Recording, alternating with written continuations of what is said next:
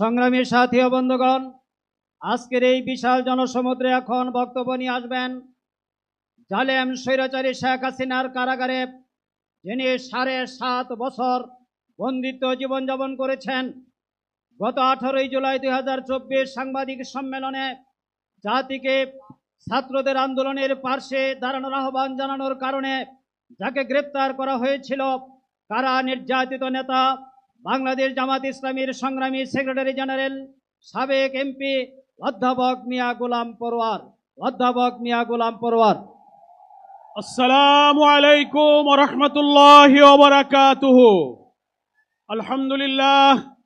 আলহামদুলিল্লাহি রাব্বিল আলামিন, والصلاة والسلام على سيد المرسلين وعلى آله وصحابه أجمعين। বাংলাদেশ জামাত ইসলামীর ডাকে আজকের এই ঐতিহাসিক জনসমুদ্রের সংগ্রামী সভাপতি, বাংলাদেশের 18 কোটি মানুষের মুক্তির ঠিকানা, বাংলাদেশের মানুষের নন্দিত নেতা, মানবিক নেতা, নতুন বাংলাদেশের স্বপ্ন সারথি ডাক্তার শফিকুর রহমান, মঞ্চ উপস্থিত সম্মানিত জাতীয় নেতৃবৃন্দ, আমার প্রিয় দেশবাসী, আজকের এই জনসমুদ্র প্রমাণ করে 17-18 বছর ধরে জামাত ইসলামী তথা ইসলামী শক্তির উপরে যে অত্যাচার জুলুম নিপীড়ন হয়েছে, তার বিরুদ্ধে এই জনসমুদ্র হচ্ছে গণবিস্ফোরণের সৃষ্টি করেছে। জামাত ইসলামীর শহীদ নেতৃবৃন্দকে কারাগারে বৃদ্ধ বয়সে ফাঁসিতে ঝুলিয়ে হত্যা করা হয়েছে। মজলুম বৃদ্ধ নেতাদের কারাগারে তিলে তিলে তাদেরকে হত্যা করা হয়েছে।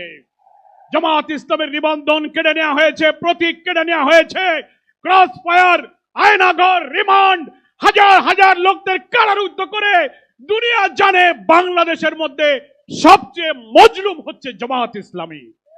আর সেই মজলুম সংগঠনের প্রিয় নেতা ডাক্তার শফিকুর রহমান হচ্ছে এমন মানবিক নেতা, জুলাই অভ্যুত্থানের জুলাইয়ের উত্তাল দিনগুলোতে আমিরে জামাত 17 তারিখে হজ সফর করে যখন দেশে ফিরলেন, 18 তারিখে আমরা সাংবাদিক সম্মেলন করলাম। সেই দিন রাতেই প্রতিদিন ছাত্র হত্যা হচ্ছে, আমিরে জামাত আমাদের ডেকে বললেন, যত লোক নিহত হচ্ছে, যত আহত হচ্ছে, এরা কোনো দলের নয়, সব শহীদ আমাদের শহীদ, সব আহত আমাদের আহত। আপনারা বাড়িতে বাড়িতে যান। তিনি সব শহীদদের বাড়িতে বাড়িতে নিজে গেলেন, আমাদেরকে পাঠালেন। সহস্র শহীদের বাড়িতে, হাসপাতালে, বাড়িতে রক্তাক্ত অস্ত্রসিক্ত রোগীদের পাশে তিনি ছুটে গিয়েছেন। সাধ্যমতো আমরাই মনে হয় বাংলাদেশের রাজনৈতিক দলের মধ্যে মহান আল্লাহর ইচ্ছায় বেশিরভাগ শহীদের পাশে দাঁড়াবার সুযোগ পেয়েছে, আলহামদুলিল্লাহ। বন্যা আসলো, তারপর আমিরে জামাত বন্যা কবলিত মানুষের পাশে ছুটে গেলেন। পূজা আসলো, হিন্দু ধর্মাবলম্বী, খ্রিস্টান, সব ধর্মের নিরাপত্তার জন্য তিনি নির্দেশ দিলেন, তাদের পাশে দাঁড়িয়ে যান। জামাত শিবিরের কর্মীরা তাদের ধর্মীয় প্রতিষ্ঠানগুলো পাহারা দিতে শুরু করেছে। ফলে হিন্দুদের বাড়িঘর দখল, অত্যাচার নির্যাতনের বিরুদ্ধে তিনি কোনো প্রতিক্রিয়া না করে পাশে দাঁড়িয়ে তাদের ঘর বানিয়ে সাহায্য করে, তাদের মানবিক সাহায্য তিনি করেছেন। আমার প্রিয় নেতা হচ্ছে জাতীয় মানবিক নেতা। তিনি বাংলাদেশে মানবিক সমৃদ্ধ বাংলাদেশের জন্য একটি জাতীয় ঐক্যের ডাক দিয়েছেন।